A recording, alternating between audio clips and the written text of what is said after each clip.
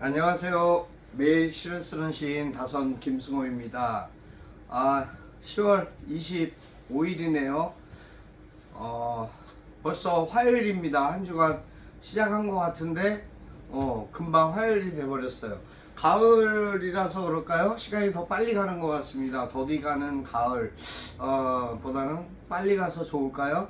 어쨌든 여러분들 걱정해 주신 덕분에 목이 상큼하게 나왔습니다. 일단 맑은 목소리로 여러분들과 만나 뵙게 돼서 감사하고요. 오늘 87번째 시창작 토크 시작하겠습니다.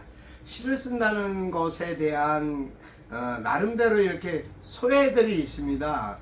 사람마다의 그 작가마다의 어떤 성향이랄까, 그 어떤 관습이랄까, 또 아니면 성격에 따라서의 차이도 좀 있을 것 같고요.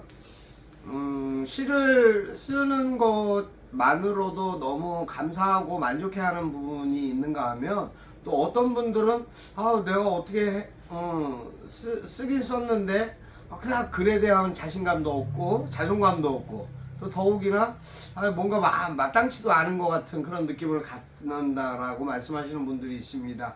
표현이라는 것은 누구나 자신의 자유죠. 그 자유 의사에 따라서 자신의 글을 만들어내는 게 아니겠습니까? 예술이라는 창작에서 자신이 할 수 있는 역할과 또 어떤 그 나름대로의 포지션이 있겠죠. 그 글에 대한 자존감, 자신감 같은 거 물론 필요합니다.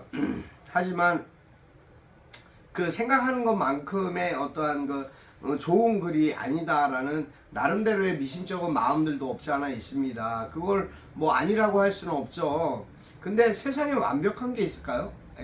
완벽하고 완전한 그런 부분들이 있을까 싶습니다. 그런 부분을 돌아본다고 한다면은 뭐 글을 어떻게 썼든 내가 쓴 글에 대한 어떤 최소한의 자존심, 자존감은 가져줘야 되지 않을까. 왜냐면 그거는 하나의 가치관과 또 이해관계에 따라서 좀 달라질 수도 있겠지만, 그래도 자신이 스스로에 대한 어떤 자존감이 있으면 좀 더 달라지는 것 같습니다. 뭐 저 같은 경우에도 뭐 이렇게 그닥 잘 쓰는 거는 아닌데도 불구하고 또 그냥 나름대로 그때그때 그냥 제 자신을 위로하고 칭찬을 해줍니다. 그러니까 저가 저 자신에게 칭찬하는 것이 뭐 특별한 건 아니고요. 그냥 그래 오늘 하루 또 참 열심히 잘 살았어? 뭐 이런 식의 매일매일 누군가 자신을 위해서 할 수 있는 멘트와 마찬가지로 그래도 내가 써놓고 나서 그래도 뭐 글이 조금 더 좋네, 나아졌네, 그래 오늘도 수고했어, 뭐 이 정도 글이면 충분하지 않나? 또 아니면 내 생각의 한계, 그래 내가 잘 극복할 수 있을 거야, 좀 더 나아질 수도 있는 그런 글을 만들어내야지 라는 그런 제 나름대로의 동료도 있고, 그런 마음들이, 생각들이 계속 이제 일상 속에서 접하게 되는 저의 생각입니다.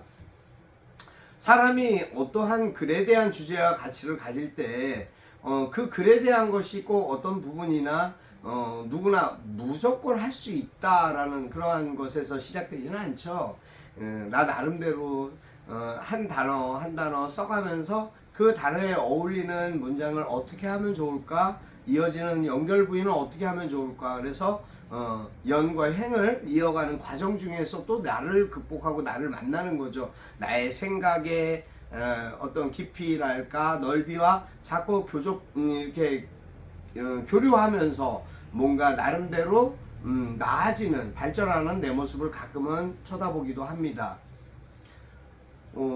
하루 속에서의 생각들과 어떤 만남들, 관계들, 때로는 조금씩 달라질 수는 있겠지만은 또 다른 사람을 볼 수도 있고요.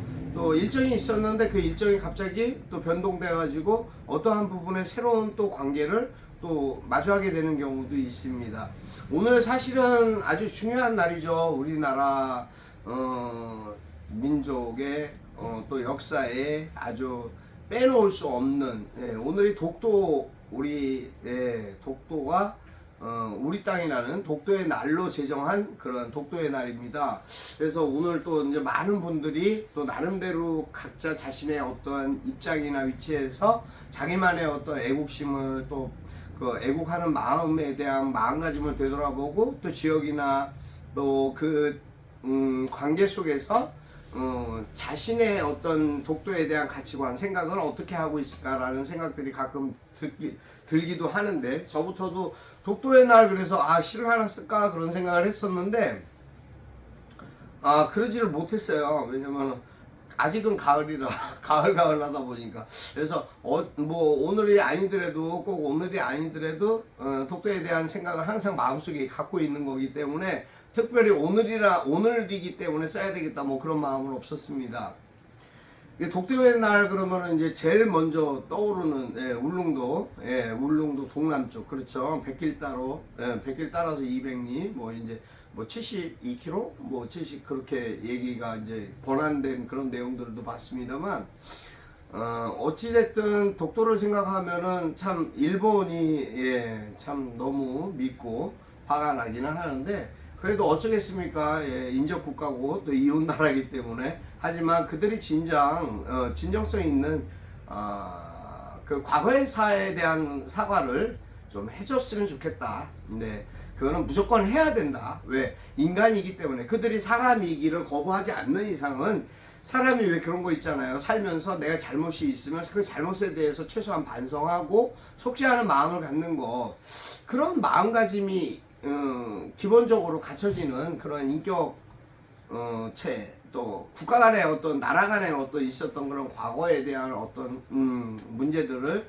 생각한다면 당연히 사과를 하고, 또 민족적인 어떤 모든 그런 어떤 그 상처나 아픔들을 치유해 주려고 하는 최소한의 어떤, 그것도 용기가 아닐까 싶습니다. 사실 잘못하는 부분들 많죠. 뭐 저부터도 살면서 누군가에게 그 뭐 실언을 하거나 실수를 해서 사과하는 경우도 많이 있고 또 그래 왔던 것 같습니다. 하지만 내가 잘못한 것이 있으면 상대에게 사과를 해야 되는 게 인지상정이라는 마음으로, 사과를 받는 것과 사과를 받지 못했을 때, 사과를 구했다가 못 받았을 때 얼마나 마음이 자책감도 있지만 죄책감도 있고 여러 가지 잘못한 부분에 대해서 실수일 경우에도 실수에 대한 어떤 사과를 받아들이면, 너무 상대가 받아들여주면 너무 감사하죠. 그리고 좀 더 개선돼서 더 좋은 방향으로 가게 되는 것이 인간사고 인간관계가 아닐까라는 그런 생각을 저는 하고 있거든요. 그래서 일단은 일본이 대한민국에 또 여러 부위가 있습니다. 하지만 일단은 국가적인 사과가 필요하다. 또 거기에 관계된 많은 이제 여러 가지 일들이 있습니다. 우리가 친일 청산이 안 된 이유만으로 이거를 회피하고 돌려버리기에는 너무 안타까운 일들이 많습니다. 그래서 또 우리는 그 피해 얼룩진 그 탄압과 억압 속에서 그러한 부분들, 민족적 정기를 빼앗기고 압살당했던 그런 부분들에 대한 것도 꼭 독립유공자 후손이 아니라 할지라도 우리나라 국민으로서의 독립적인 어떤 그런 자존감 내지는 또 여러 가지 부분들이 있습니다. 그런 피해의식들을 많이 갖고 있는데, 어찌됐든 그런 부분에 대해서도 일본이 꼭 사과를 해줬으면 좋겠다.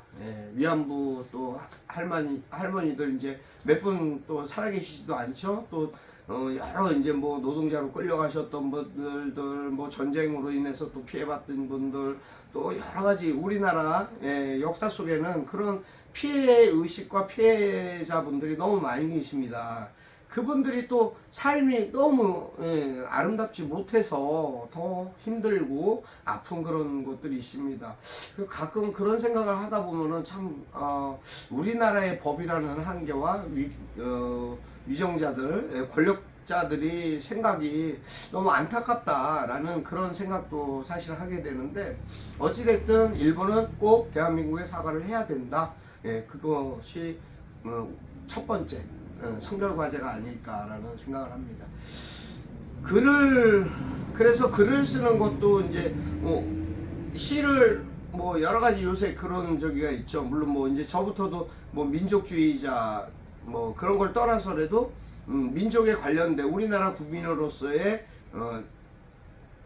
자존심, 자존감 때문에 제가 쓰게 되는 글이 있는데, 그런 부분으로 인해서 뭐 민족 시인이라는 별칭도 갖고 있습니다만, 그와 마찬가지로 시에 대한 모든 글을 내가 어떤 부분에서 바라보고 써야 될까라는 생각 속에서 내가 관점을 어떻게 갖느냐, 어떠한 부분으로 그것을 묘사할 것인가에 대한 어떤 일상이 될 수도 있고, 과거가 될 수도 있고, 현재가 될 수도 있고, 또 미래에 대한 어떤 가치관도 될 수가 있겠지만, 그렇게 글을 써 나가는 것이 시인으로서의 자세고, 하나하나 뭔가 발전해가는 그런 부분이 되지 않을까. 그래서 여러분도 그런 글을 좀 더 한번 깊이 있게 생각해보고, 자신의 삶도 돌아보고, 여러 가지 부분에 대한 또 나라 걱정도 또 해보는 그런 시인이었으면 좋겠다라는 생각으로 오늘 말씀을 드렸습니다.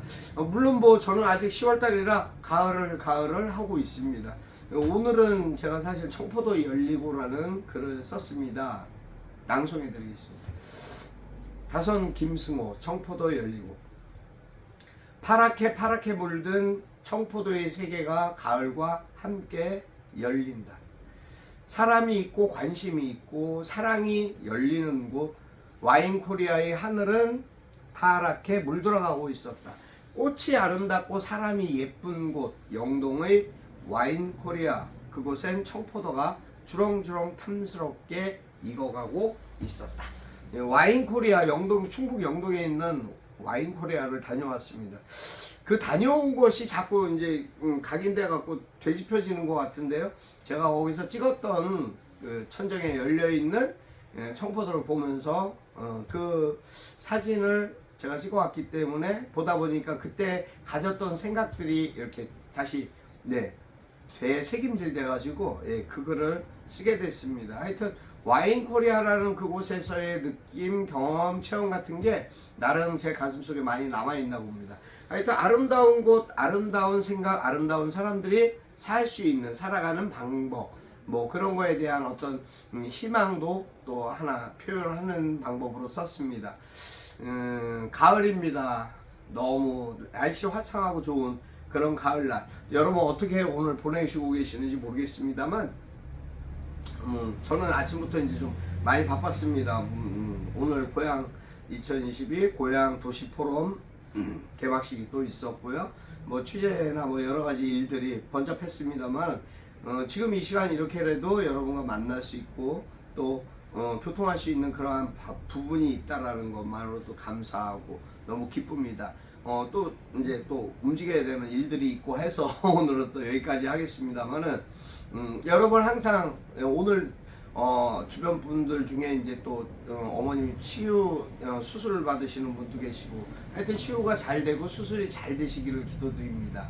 여러분 항상 기쁘셔야 됩니다. 기뻐하셔야 행복해집니다. 또 내 행복만큼 뿐만 아니라 누구든 그 행복을 나눌 수 있는 그런 분이 그런 분으로 사셨으면 어떨까 싶은 생각을 합니다. 오늘 하루도 행복하십시오. 건강하십시오. 그리고 기뻐하십시오. 여러분들의 행복과 기쁨과 건강 안에 저 다선도 함께 머물고 싶습니다. 네, 감사합니다. 다선 김승호였습니다.